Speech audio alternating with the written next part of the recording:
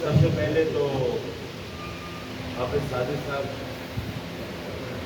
کو مبارکباد بھی پیش کرتا ہوں کہ انہوں نے سب سے پہلی تقریب اکمل حنیف کی کتاب کی یہاں برپا کی، اور دوسرا یہ ہے کہ یہاں پنجابی شعر جو ہیں یہ بنیادی طور پر پنجابی تنظیم نظر گولڈن، اس کا نام تو میں بہت عرصے سے سن رہا تھا، آج یہاں شرکت کا موقع بھی مل گیا اور بہت اچھے اچھے شعر اب تک سننے کو ملے اور آگے بھی ملیں گے۔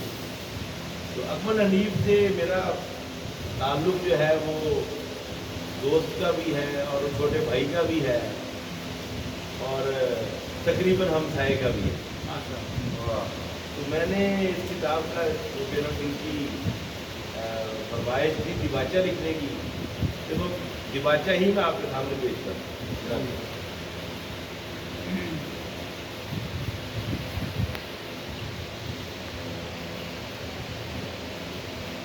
سیدھی سچی بات کروں تو اکمل حنیف کی شاعری مغایرت سے لبریز عہد موجود میں ایک ایسے انسان کے سچے جذبات کی ترجمانی ہے جو انسانی رشتوں کی اہمیت سے بخوبی آگاہ ہے، اور اس سے کہیں بڑھ کر یہ کہ وہ دوسروں کو ان رشتوں کی اہمیت اور تقدس کا احساس دلانا جانتا ہے۔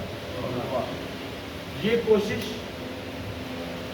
میرے نزدیک یہ سب ٹوٹتی معاشرتی کڑیوں کو ٹوٹنے سے قبل برقرار رکھنے کی ایک کوشش ہے۔ میرے نزدیک یہ سب ٹوٹتی معاشرتی کڑیوں کو ٹوٹنے سے قبل برقرار رکھنے کی ایک کوشش ہے۔ یہ کوشش میرے نزدیک ہی کو ایسے تمام افراد کے نزدیک آسن ٹھہرتی ہے جو اعلیٰ معاشرتی اقدار سے محبت رکھتے ہیں۔ دراصل معاشرتی اقدار ہی باہمی عزت و احترام کے راستے افراد معاشرہ کے درمیان موجود رشتوں کو مضبوط کرتی ہیں، لیکن معاملہ کچھ یوں ہے کہ بدقسمتی سے ہمیں وہ زمانہ ملا جس میں نہ اقدار کی کوئی اہمیت باقی رہی اور نہ ہی آپسی رشتوں کی۔ جو معاشرہ ٹوٹ پھوٹ کے ایسے عمل کے دائرہ کار میں آتا چلا گیا جس کا انجام کم از کم میرے تو پسینے چھوٹنے لگے۔ اکمل حنیف اسی ٹوٹ پھوٹ کے عمل کے راستے میں ایک ناقابل تسخیر بند کی صورت کھڑا ہونے کی کوشش میں مصروف رہے ہیں، لیکن اس سے بھی کہیں زیادہ افسوس اس بات کا ہے کہ اعلیٰ اقدار کی زبوں حالی اور معاشرتی کڑیوں کا کمزور پڑ جانا تو ایک طرف خود انسان ہی کی کوئی اہمیت باقی نہیں رہ پائی، اور اس سے بڑا المیہ یہ ہے کہ انسان کی یہ بے وقتی خود انسان ہی کے ہاتھوں سر انجام پا رہی ہے۔ اگر اس سارے میں کوئی خیر کا عمل کیا جا سکتا ہے یا کرنے کی کوشش کرنا چاہیے تو وہ صرف اسی صورت ممکن ہے کہ اول تو معاشرتی اقدار کی پاسداری کی جائے، فرد کو اس کا جو مقام بنتا ہے واپس دلایا جائے، کیونکہ معاشرہ افراد کے اجتماع کا نام ہے، اور اگر فرد بے وقت ہو جاتا ہے تو پھر معاشرے کو تو خدا حافظ ہی کہنا بنتا ہے۔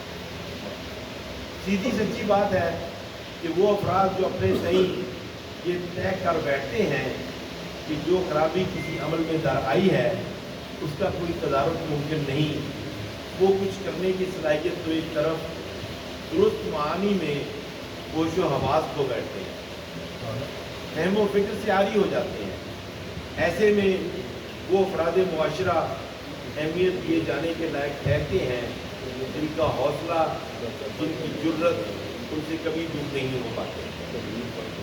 اکمل حنیف کی شاعری، اکمل حنیف کی شخصیت کے دو پہلو یہاں کھل کر سامنے آتے ہیں۔ اول یہ کہ وہ جہاں تک میں انہیں سمجھ سکا ہوں ہمت ہارنے والے انسان نہیں، ان کے دل میں یہ لگن جنون کی حد تک موجود ہے کہ مذکورہ بالا تمام خرابیوں کو دور کیا جائے، فرد سے معاشرے کی طرف نئے سرے سے سفر آغاز کرنے کے بجائے جو خرابی جس درجہ تک پہنچ چکی ہے اس کی وہیں روک تھام کی جائے۔ اور پھر اسے واپسی کے سفر پر مجبور کیا جائے گا. لیکن تاریخ گواہ ہے کہ یہ سب اس وقت تک ممکن نہیں ہو پاتا جب تک افراد معاشرہ کی کثیر تعداد اپنی ذمہ داریوں کا احساس نہ کرتے. ہر فرد اپنے اپنے مقام پر اپنی غلطی کو تسلیم کرے اور اس کے تدارک کے لیے عملی اقدام اٹھائے. اشعار ملاحظہ فرمائیے. دل زمانے میں جب لگا نہ کہیں، دل زمانے میں جب لگا نہ کہیں، ماں کے پہلو میں جا کے بیٹھ گئے. گھر کی تقسیم اس طرح ہوئی ہے، گھر کی تقسیم اس طرح ہوئی ہے، صرف رشتے بچا کے بیٹھ گئے. رفتہ رفتہ تلخیاں بڑھتی گئیں، ایک گھر کے 4 حصے ہو گئے. گھر میں احساس جب گھٹن کا ہوا، گھر میں احساس جب گھٹن کا ہوا، ایک پنچھی اڑا دیا میں نے. اور یہ شعر جو مجھے بہت ہی پسند ہے، میں اپنے غم سنانا چاہتا ہوں. بھول جاتا ہوں مسائل میں زمانے کے سبھی، ایک غنیمت ہے میرے دوست پرانے والے. یاد آئی ہے رفتگاں کی مجھے، اپنی آنکھوں سے بہ رہا ہوں میں. یاد آئی ہے رفتگاں کی مجھے، اپنی آنکھوں سے بہ رہا ہوں میں. یہ اور بات کہیں کہیں یوں ہی ہلکے پھلکے گلے شکوے بھی ان کی شاعری میں اپنی جگہ پر آتے دکھائی دیتے ہیں.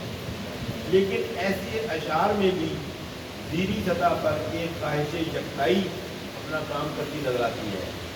یہی وہ بنیادی جذبہ ہے جو اکمل حنیف کی شاعری میں جہاں تہاں اپنے جلوے دکھاتا ملتا ہے.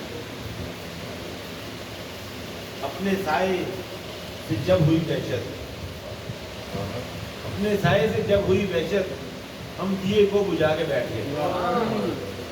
اور پھر جب کچھ اختیار سے باہر دکھائی دیتا ہے اور خاموشی کے سوا کوئی راستہ دکھائی نہیں دیتا، ہونٹوں پہ دعائیں لیے برسات کی ہم لوگ، ہونٹوں پہ دعائیں لیے برسات کی ہم لوگ، آنکھوں میں چھپائے ہوئے برسات کھڑے ہیں.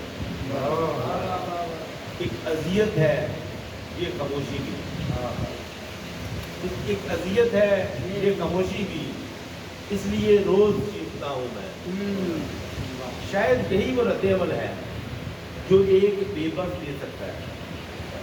اکمل حنیف نے اپنے مجموعے کا نام رد عمل کیوں رکھا، اس کے بارے میں کوئی تخمینہ لگانا میرے بس کی بات نہیں.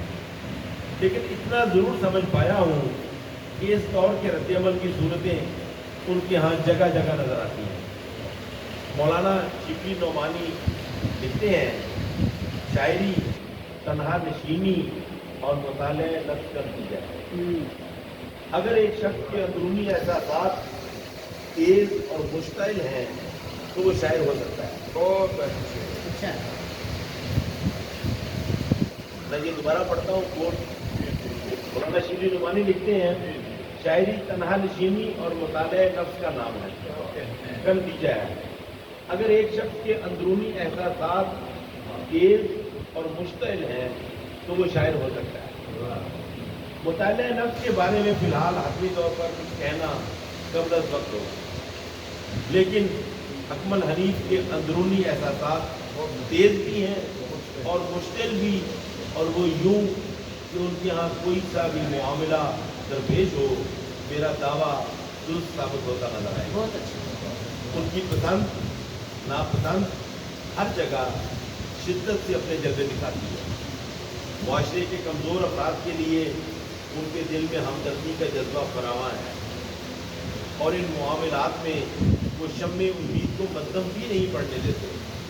ظالم کے لیے ان کی نفرت نہ صرف اتنی ہے بلکہ وہ ظالم کو یہ باور بھی کراتے ملتے ہیں کہ جب دن بدلیں گے تو سوچو کیا ہوگا.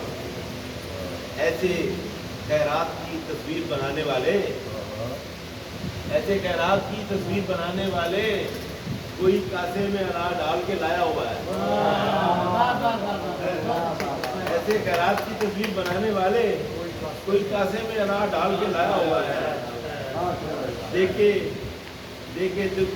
دکھ دوسروں کو خوش ہونا فلسفے ہیں عجیب لوگوں کے.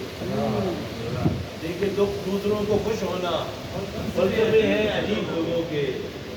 چھوڑ جائیں گی چراغوں کو یوں ہی جلتے ہوئے. چھوڑ جائیں گی چراغوں کو یوں ہی جلتے ہوئے. شہر میں ایسی ہواؤں کی توقع مت رکھ. چھوڑ جائیں گی چراغوں کو یوں ہی جلتے ہوئے. شہر میں ایسی ہواؤں کی توقع مت رکھ. اب ایسے شخص کو محبت کا پیکر نہ کہا جائے تو اور کیا کہا جائے. کہیں یہ محبت ماں باپ سے محبت ہے تو کہیں بہن بھائیوں بیوی بچوں سے. حیرانی اور پریشانی کی بات وہ نہیں کہ اس سارے میں محبوبہ بھی شامل ہے. لیکن سرے دست میں اس موضوع سے آنکھ بچا کر خود کو آگے کے سفر پر مائل کرنے کی کوشش کروں کیونکہ وہ برا منا دیتے. کئی